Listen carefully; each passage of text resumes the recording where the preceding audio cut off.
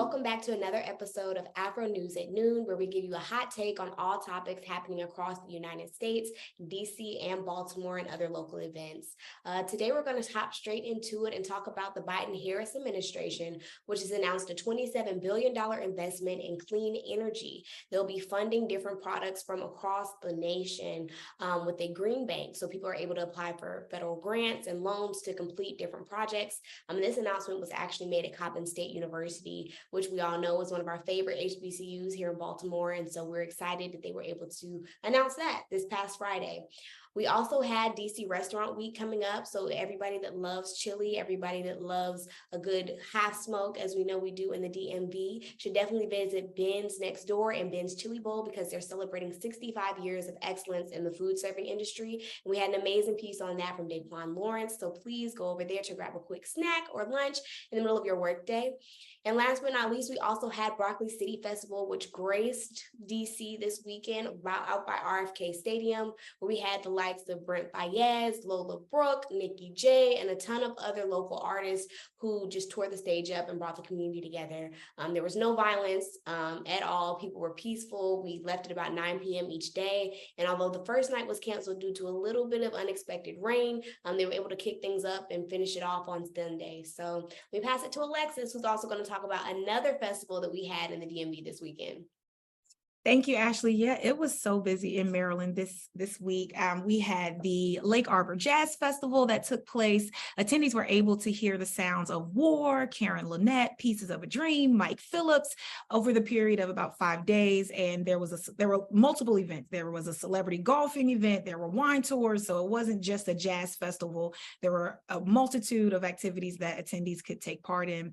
And it took place at different venues as well this year. So MGM National Harbor Hotel and Casino was a location for events, the 5-star bed and breakfast, Wellspring Manor and Spa, the Performing Arts Center at Prince George's County. Maryland was busy with this Lake Arbor Jazz Festival this weekend. And there was also an Afro table out there. So thank you to all the Afro team members who went and held down our table at the Lake Arbor Jazz Festival this weekend.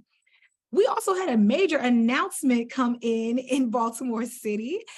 We had the announcement that Baltimore City Mayor Brandon M. Scott is going to welcome his firstborn child with partner Hannah Pugh come winter 2024. Now, I know that threw some people off, that winter 2024 part, but y'all, that just means the baby could be here January, February, March. Like that's still winter. It's still going to be cold, but it will be after December 31st. So it is technically winter 2024. I saw that throwing people for a loop all weekend, but many, many congratulations to Mayor Scott. We are excited. I want to know what this baby is going to look like. So yes, I am excited. And again, congratulations to Mayor Scott. All right, we're throwing it over to you, Aria. Yes, like you said, lots of congratulations to him on his new bundle of joy that's on the way. But this weekend, so these last few weeks, I don't know about you guys, but I've seen a lot of headlines talking about Sha'Carri Richardson making her comeback. Of course, last year she had gotten into some trouble in regards to drug use and things like that, but she's back off of probation. I believe that's what she was on, or at least the suspension she was on. And she's winning. She's not playing any games. She's taking off her wig, she's wearing her braids, and she is running and beating the girls. So this weekend she competed in the Cilicia Diamond League meet, and she won the 100-meter dash. Also this weekend, there was some good news. There was a hunt going on for Carly Russell, a woman from Birmingham, Alabama, who was last reported seen helping a child that she saw just walking by themselves on an interstate. After reporting seeing the child, apparently she went missing, but she's been found. So she was returned to her parents. They took her to the hospital. Everything seems to be fine. Her boyfriend put out a statement thanking everybody for their sentiments and them looking to find her. And I guess there's always some allegations, some snap kind of stuff. Oh, was it him? He said it was not him. He was not the reason she went missing. So all of that seems to have been resolved. But those were some headlines that caught my attention this weekend. Thank you for that. Yeah, I was following that story, and I'm glad that she was returned home. And I will be praying for her well-being mentally and emotionally and physically, because there haven't been a lot of details, but other than the fact that she has been returned. So glad that she's back home.